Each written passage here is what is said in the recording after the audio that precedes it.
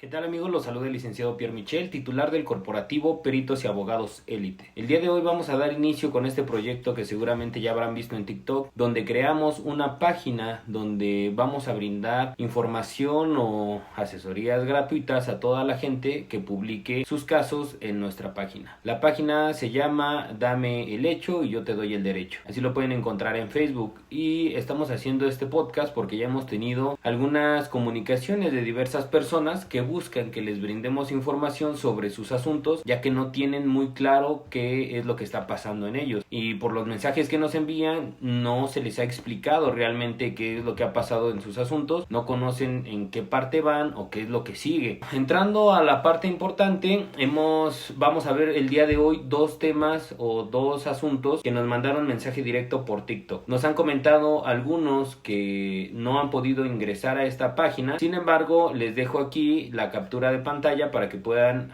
ingresar y que puedan agregar todo lo que es su caso y así podamos brindarles toda la información que necesiten. Es importante que lo hagan en una publicación lo más breve posible y de igual manera, si nos autorizan, dar a conocer el contenido de sus casos. Obviamente, si ya quieren omitir los datos personales o privados o nombres, carpeta de investigación y demás, pueden hacerlo. Digo, al final del día lo que intentamos es dar la mayor cantidad de información y que les sea de utilidad. Si estamos haciendo estos videos es con la finalidad de poder apoyar a mucha gente que en algunos casos no tiene los recursos y se va con un abogado de oficio que muchas veces no le brinda la información necesaria, o simplemente los abogados de oficio no tienen el tiempo suficiente de explicarles paso a paso de manera detallada a todos sus clientes, porque la verdad es que son bastantes. O también en los casos donde han tenido abogados que no conocen del área o que simplemente les venden falsas esperanzas. Espero que les guste y pues vamos iniciando con el caso de una persona que no tiene un nombre como tal, nada más aparece como BRM, y en este caso vamos a darle lectura a toda la comunicación que tuvimos y vamos a posteriormente ir dando pequeña información que les va a ser de gran utilidad. Nos pone: hola, buenas tardes, podría platicar contigo sobre una situación que tengo con un familiar en Barrientos y muy probablemente lo sentencien y yo creo nos vamos a ir a la apelación. ¿Me podrías ayudar con el costo de favor? Agradezco mucho su atención. Ahí en ese punto no nos genera gran información, a lo que yo le pregunté que nos informara en qué delito y en qué parte del procedimiento se encontraba. Me pone: por robo de vehículo con violencia. Es importante establecer que las sentencias son aproximadamente 19 años, un poquito más. Me pone: desgraciadamente metimos un perito porque está un video que según la víctima es el acusado, pero en esos momentos él se encontraba realizando un viaje. El perito dijo que el que aparece en el video es otra persona, pero de nada nos valió. Le pregunté yo: pero aún no han dictado la sentencia y además en qué materia ofrecieron la pericia. Me comenta aquí que seguramente lo sentencien y me comenta que ingresaron una pericial. Es importante saber qué pericial, ya que la metodología aplicada para cada caso en concreto es variada. Pueden hacer una identificación humana o en su caso ofrecer una pericial en métodos y técnicas de identificación, pero hay varias técnicas y métodos para identificar a una persona. Los más conocidos son identificación antropométrica, que es a través de las medidas del cuerpo; identificación antropológica, que en este caso algunos tienen unos criterios encontrados donde dicen que únicamente es para los huesos, sin embargo hay bibliografía que establece que no es así. Hay otra ciencia muy poco explorada o poco conocida que se llama explanometría. La explanometría es la identificación humana de una persona con las medidas del rostro. Inclusive lo han llegado a ver en algunas películas donde van en aeropuertos y empiezan a hacer un mapeo del rostro y ahí es donde encontramos la explanometría. Se puede hacer a través de software mecanizados o automatizados que ya pueden identificar a una persona de manera muy sencilla, o pueden hacerlo igualmente por el método manual. Todo esto va a depender del perito y de lo que requiera el abogado en concreto. Posteriormente yo le pregunto que por qué estaba tan segura de que iban a dictar una sentencia condenatoria en contra de su familiar. No me contesta lo de la pericial, yo creo porque no saben qué materia le ofrecieron, y respecto de el por qué está tan segura ya me lo explica en este mensaje. Si me llego a trabar o a detener un poquito es porque algunas partes no se logran entender bien o no tienen puntuaciones y de esta manera pues no es tan sencillo leerlo. Voy a intentar hacer algunas pausas para que se entienda bien el contexto que quiere dar a entender.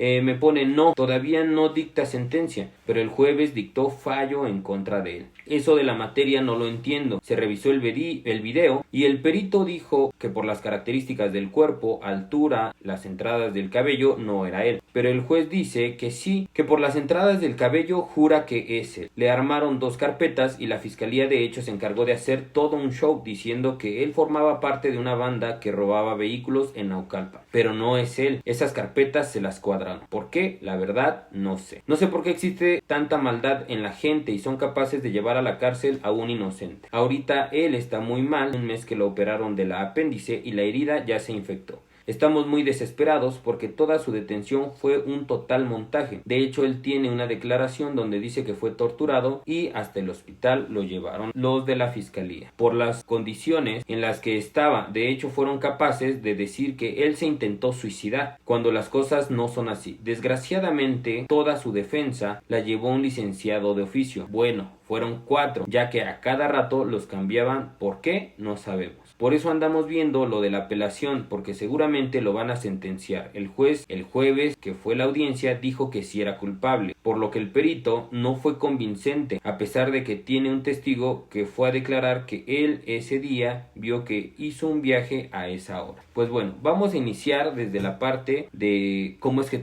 está tan segura de que van a sentenciarlo de manera condenatoria, y aquí viene el punto importante. La sentencia va a constar de 3 partes, por de algún modo llamarlo. El Código Nacional establece algo que se llama deliberación, que es el tiempo que tiene el juez para tomar una decisión una vez terminado el desahogo de los órganos de prueba y de los alegatos de clausura que se dieron en juicio oral. Posteriormente viene una etapa de fallo. Inclusive algunos jueces lo expresan, y así lo dicen textualmente cuando emiten sus sentencias, como su sentir. Eso significa el fallo. ¿Qué es lo que sienten ellos? ¿Qué es lo que observaron? Y obviamente tiene que ir bien explicado y fundamentado, no solamente de manera personal. A título personal no pueden dictar una sentencia, tienen que ir con ciertos requisitos de valoración, que ya he hablado de esto en algunos otros videos. Y pues obviamente si en el fallo ya te dijo que es culpable, la sentencia ya va a venir en un sentido condenatorio. No es probable, sino que ya es un hecho que lo van a sentenciar. Incluso si en determinado momento lo que dictó fue el fallo, lo que falta es la individualización de la pena y sanciones y reparación del daño y la lectura y explicación de la sentencia. Todo esto lo van a encontrar en el capítulo 6 del Código Nacional de Procedimientos Penales. Ahí es donde habla de la deliberación, el fallo y la sentencia, que es lo que les estoy comentando. Además habla de los términos y de los requisitos que debe de cumplir la sentencia que emita el juez. Posteriormente, y ya entrando en materia, vamos a hablar respecto de la apelación y el término que tiene. Todo esto lo vamos a encontrar a partir de la sección 2, que habla de la apelación, y del apartado 1 habla de las reglas generales de la apelación. Ahí vamos a encontrar qué es lo que requiere, qué resoluciones son apelables, porque es importante precisar que hay resoluciones de un juez de juicio oral y de un juez de control. Entonces, en este capítulo y en este apartado o en esta sección van a encontrar todos estos pormenores que les acabo de comentar. En el apartado 2 van a encontrar lo que es la tramitación de la apelación, y en este caso van a poder identificar el plazo que tiene para poder realizar su apelación, que en este caso para sentencias definitivas va a ser de 10 días. Es importante considerar que para poder llegar a segunda instancia, que en este caso sería el amparo, tienen que agotar la apelación y la revisión de apelación, ya que existe un principio de definitividad. ¿Qué pasa si no agotas este principio? En determinado momento, si no llevas esa apelación o no ingresas una apelación,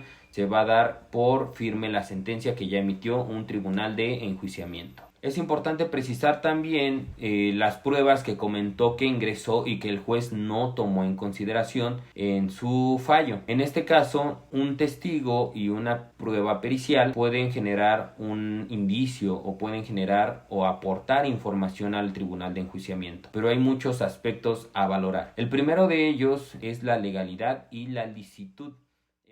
Tuvimos un error de grabación y al final no lo pudimos terminar. Pero bueno, vamos a continuar con la idea que estábamos comentando, la legalidad y la licitud probatoria, que es una de las razones por las cuales, aunque desahogues una prueba ante el juez de juicio oral, él no puede entrar a su valoración, porque no cuidas estos detalles. Pero ¿qué es la legalidad y qué es la licitud probatoria? Vamos a iniciar con la legalidad. La legalidad nos establece el Código Nacional de Procedimientos Penales, que es obtener pruebas sin violar derechos fundamentales. En este caso en particular, si se obtuvo la prueba de manera ilegal, es decir, con violación a derechos fundamentales, no va a poder ser valorada aun y cuando la desahogues. Si logra pasar la etapa intermedia y lo logras desahogar, sigue siendo ilegal, obviamente el juez no puede valorarlo. Respecto de la ilicitud, estamos hablando de que se cumplan los requerimientos de manera específica que establece el Código Nacional de Procedimientos Penales. Y vamos con los ejemplos. Al momento de que detienen a una persona, deben de ponerla de manera inmediata a disposición de la autoridad competente, y esta a su vez realizará un registro de la detención que se le realizó. Si no se realiza este registro, la detención será ilegal. Incluso posterior a que llegan al Ministerio Público y el Ministerio Público pone a disposición a la persona detenida ante el juez de control, va a iniciar una audiencia que se le denomina audiencia inicial, y la primer parte de esta audiencia inicial va a conocerse, va a tener como finalidad realizar un análisis del control de la legalidad de la detención.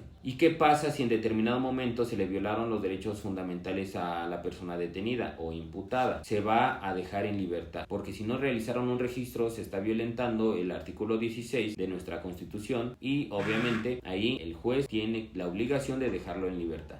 Vamos con el ejemplo de la licitud. En este caso vamos con la diligencia de reconocimiento de persona. Cuando se hace una diligencia de reconocimiento de persona se deben de cumplir ciertos requisitos que el mismo código establece, que en este caso es que un agente del Ministerio Público distinto al que lleva la investigación de la persona detenida sea el que realice la investigación o el acto de reconocimiento, que la víctima se encuentre presente y haga un reconocimiento y también establezca el por qué lo reconoce y quiénes son las personas que tienen relación con su carpeta que haya iniciado. De igual manera, se requiere que se haga un reconocimiento en presencia de su abogado. ¿Qué pasa si no está su abogado? Se está violentando de igual manera los requerimientos del Código Nacional, no se está llevando de manera adecuada el procedimiento para realizar esta diligencia, y esta diligencia ya no va a tener las cuestiones de licitud probatoria. Por lo tanto, si llega a pasar esta circunstancia, puede que también se le dé la libertad a la persona imputada. Como bien nos comenta la persona que nos mandó mensaje, el amparo fue para poder ingresar medios de prueba, y aquí viene la explicación importante. La etapa intermedia es donde se realiza el ofrecimiento, admisión, exclusión y depuración de medios de prueba que van a ser desahogados en audiencia de juicio oral. ¿Qué pasa aquí? Hay que considerar muy importantes los términos para hacer el ofrecimiento de los medios de prueba que van a ser desahogados. Una vez cerrada la investigación complementaria, que es el plazo que se da para poder reunir todos los elementos que se van a desahogar, pruebas periciales, testigos, documentos, etc. Una vez cerrada, viene el periodo para que el agente del Ministerio Público emita una acusación. De ahí son 3 días para que el asesor jurídico presente una acusación coadyuvante, es decir, que apoye la teoría del caso del Ministerio Público, y de ahí van a ser 10 días para que nosotros como abogados presentemos la contestación de acusación por escrito. Y este es el punto más importante que deben de considerar. El Código Nacional establece de manera precisa que podrá contestar la acusación presentada por el agente del Ministerio Público, pero ese podrá y deberá deja una laguna muy amplia. Hay muchos abogados que dicen que no es necesario presentarla por escrito porque el código establece que dice podrá, no dice deberá. Entonces no presentan la contestación de acusación, se les va el término, y ya cuando quieren hacer la contestación de manera oral, los jueces de juicio oral no les admiten sus pruebas. La otra opción es que contestan de manera tardía o no ofrecen los medios de prueba de manera completa. Entonces son uno de los elementos que también deben de considerar. Y bueno, si tomaste en consideración o tu abogado tomó en consideración la legalidad y la licitud, aún hay más elementos que considerar, que en este caso son responsabilidad del perito. El perito debe de llevar a cabo un desahogo en audiencia, porque su dictamen podrá estar muy bien hecho, pero si en audiencia no aborda todos los puntos necesarios para la valoración que requieren los jueces de juicio oral, obviamente por eso no lo tomaron en consideración, no tanto porque no sea creíble, sino porque no tiene un sustento científico. ¿Y qué puntos se deben de abordar. Primeramente, la metodología que empleó el perito en particular. Es decir, si se constituyó en el interior del centro penitenciario, que debió de haber sido, si realizó una toma de muestras antropométricas, si realizó la confronta con la persona del video, de qué manera obtuvo el video y todos estos elementos de manera detallada y el por qué llegó a sus conclusiones. Pero si el perito no fue lo suficientemente amplio y que abordó todos estos puntos que te acabo de comentar y aún algunos más, es por eso que el juez no lo tomó en consideración. Ahora bien, puede que el perito haya tomado en consideración todos estos puntos y aún así el juez no lo valoró de manera adecuada. Pues ahí, como te comentaba anteriormente, ya tienes más instancias donde podrás hacer valer todos los elementos que no se consideraron, las violaciones procedimentales y violaciones a derechos fundamentales de la persona enjuiciada, y pues obviamente ya otro juez lo podrá conocer y resolver si es que tienes la razón. Esperemos que esta información sea de utilidad, que todos estos puntos les puedan servir a más personas, y con esto cerramos el podcast. Ya vamos a cambiar la temática, ya no va a ser una página como tal, vamos a hacer un grupo que se llama exactamente igual, Dame el hecho y yo te doy el derecho. Dicen que suena como albur, pero bueno, ahí lo van a agregar, ahí van a ponernos todas sus experiencias. Espero que les sea de utilidad y no olviden ser lo mejor de lo mejor.